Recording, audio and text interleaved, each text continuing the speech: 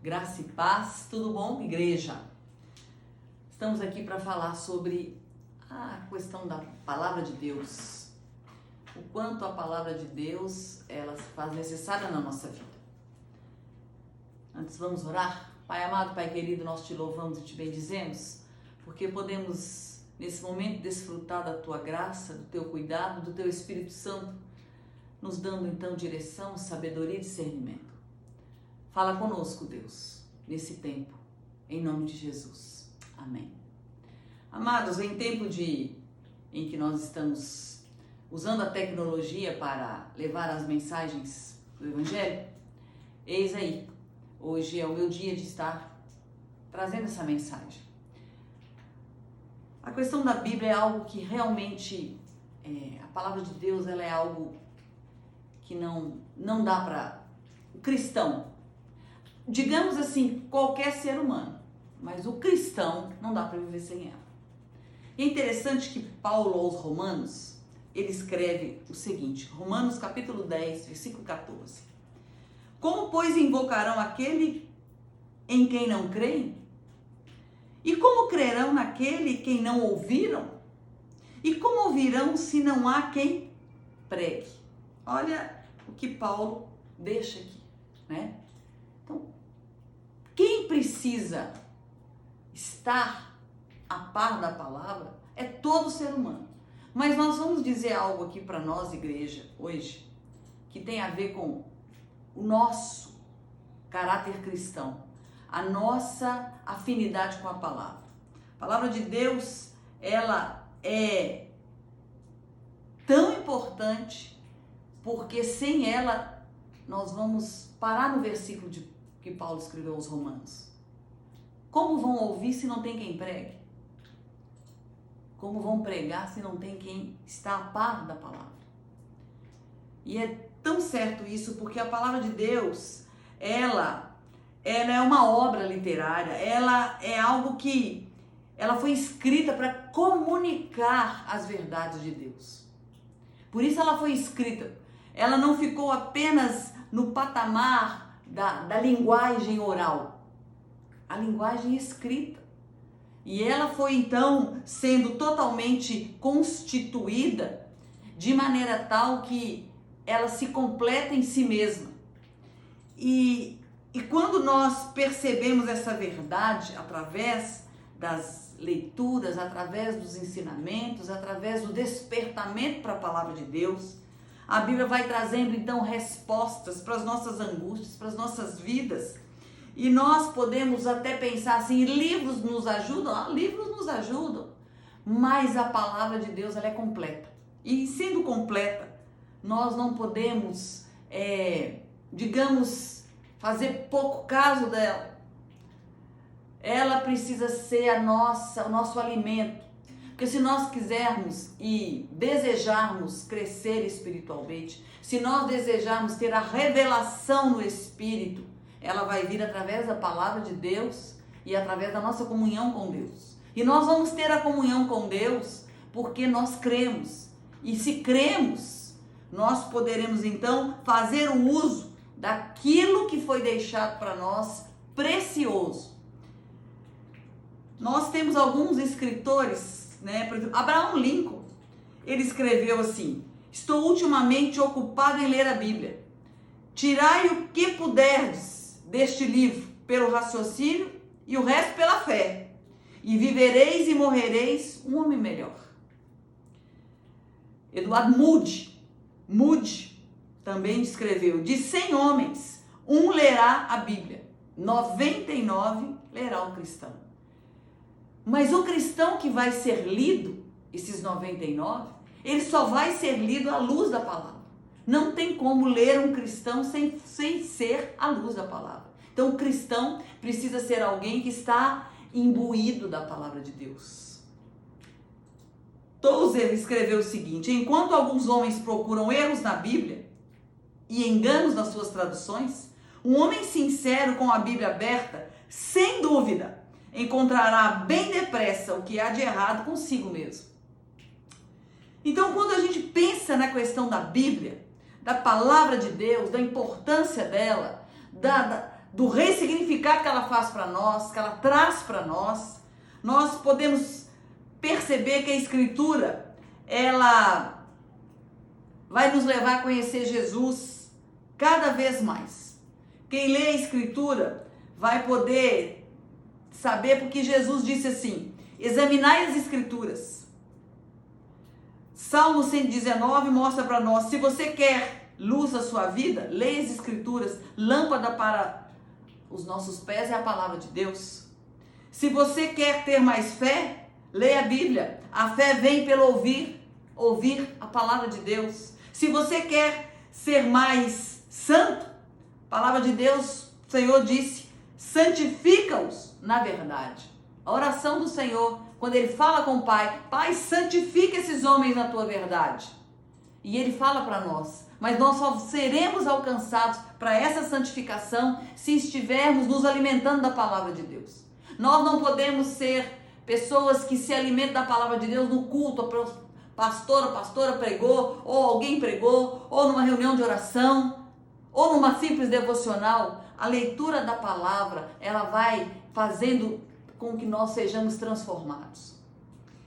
E o mais importante para mim na questão da leitura da palavra hoje tem a ver com algo que mexe comigo. Mexe muito comigo porque quando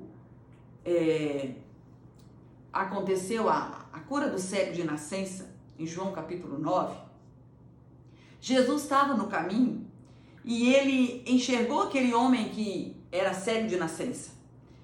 E o que mais me mostra nessa passagem, eu já preguei sobre isso em outro tempo, é que quando Jesus vai, encontra com ele, os discípulos perguntam para Jesus quem foi que pecou, se foi ele ou se foi o pai dele, mas o que marca para mim é o que ele fala.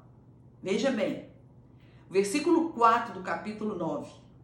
É necessário que façamos as obras daquele que me enviou enquanto é dia. A noite vem, quando ninguém pode trabalhar.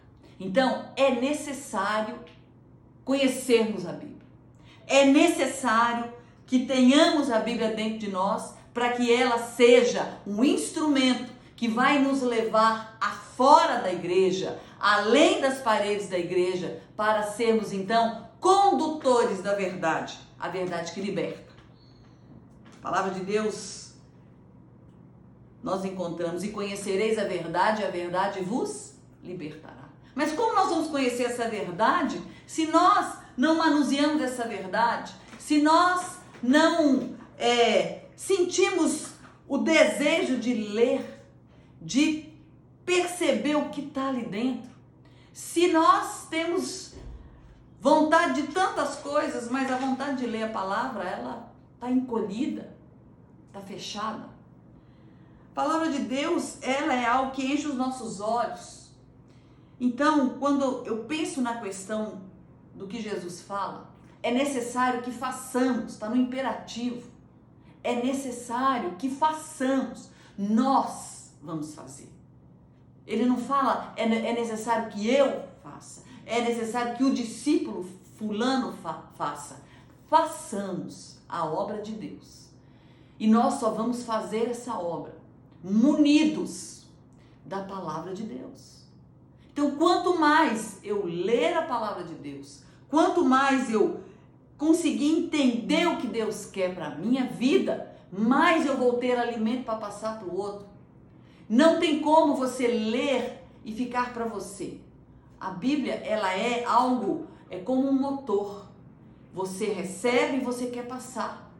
E é essa a motivação do crente espiritual e do crente maduro. Eu não posso querer algo só para mim. Por isso, ide por todo mundo e pregai o evangelho. Jesus ficou 3 anos preparando seus discípulos. Pedro, quando cheio do Espírito Santo em Atos, ele simplesmente traça todo um relato de todos os acontecimentos para aquele povo, e mais de 3.000 pessoas se convertem, porque ele tinha a Bíblia dentro dele. Ele tinha a Bíblia fazendo parte da vida dele. Não as letras, mas o que o Espírito Santo traduziu, revelou para Pedro. E essa revelação, ela pode ser minha, ela pode ser sua, se buscarmos o Senhor em espírito e em verdade. É necessário que façamos, para que assim o Evangelho seja distribuído. Você tem lido a Bíblia? Você tem buscado conhecimento através da revelação do Espírito Santo de Deus? Porque se você lê a Bíblia através do teu conhecimento, do teu raciocínio, você corre o risco de ser apenas um fariseu. Mas se você ler a Bíblia através da revelação no Espírito Santo de Deus, você vai ser muito mais. Você vai ser um agente que vai transmitir a palavra de Deus. Em tempos de coronavírus, eu fico pensando, se nós fôssemos tão fortes, tão eficientes, vamos dizer assim, como esse vírus, talvez a cidade de Ribeirão Preto já fosse toda de Jesus. Mas o coronavírus coloca a gente no bolso, porque ele chegou lá e está fazendo o seu processo. E nós temos a palavra de Deus nas nossas mãos, porque nós não estamos ainda no tempo da perseguição. Somos perseguidos, igual eu ouvi outro dia, veladamente. Mas temos a liberdade, tanto que estamos aqui. Estamos num propósito aí para que não avance o vírus, então estamos fechando, estamos nos resguardando, agindo com prudência, mas estamos aqui falando de Jesus. Isso é privilégio. Mas para falar de Jesus, nós precisamos ter a Bíblia dentro do nosso coração. E vou finalizando com você, com o que Paulo também fala em Romanos 1:16. Não me envergonhe do Evangelho, porque é poder de Deus para a salvação de todo aquele que crê. Então Paulo deixa claro, primeiro, que como eles vão ouvir se não tem quem pregue? Como vão pregar se não tem quem fale a verdade para eles? E aqui ele fala, eu não me envergonho do Evangelho, porque é poder. Sabe por que Paulo diz isso? Também porque ele viu o que o poder do Evangelho fez na vida dele. De um assassino se transformou num apóstolo de Jesus Cristo.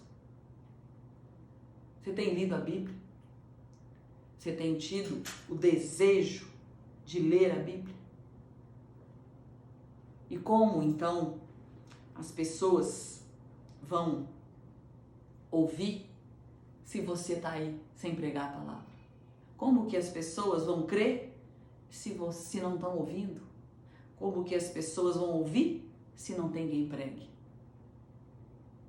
Eu e você somos responsáveis pela divulgação do Evangelho, as boas novas do Evangelho. A palavra grega aqui para pregar significa anunciar, proclamar, publicar. E aí? Você vai esperar o pastor, a pastora, o missionário, a irmã tal, o irmão tal pregar? Ou você vai fazer da Bíblia o teu livro, em que você vai lendo e as letras vão soltando aos seus olhos e você vai entendendo e você vai ser aquele discípulo, aquela discípula.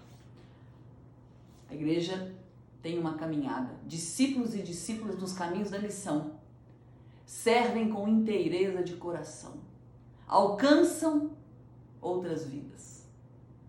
Você está disposta a alcançar outras vidas? Esteja com a Bíblia dentro do teu coração. Não coloque ela em cima do armário. Não é lá que ela vai ser usada. Que o Senhor abençoe, que o Senhor te dê graça e que nós possamos então ser agentes que transmitem a verdade da Bíblia. Deus dê graça, Deus abençoe. Em nome de Jesus. Amém.